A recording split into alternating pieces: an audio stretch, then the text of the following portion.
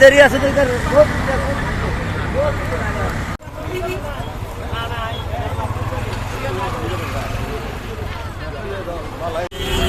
hotspot চালু করতে হতো ধরেন তো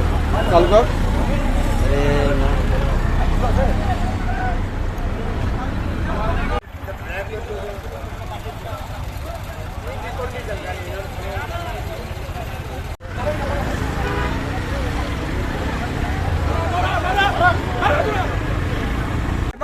কেউ হাত দিয়ে না কেউ হাত দিয়ে না গাড়ি মনে হয় পাহাড় তুলে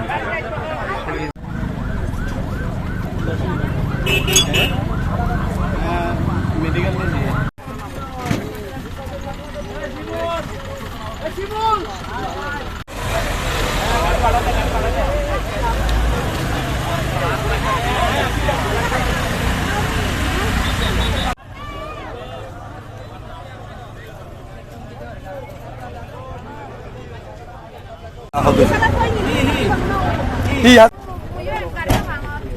এখানে এখন কিন্তু কতজন আহত হয়েছিল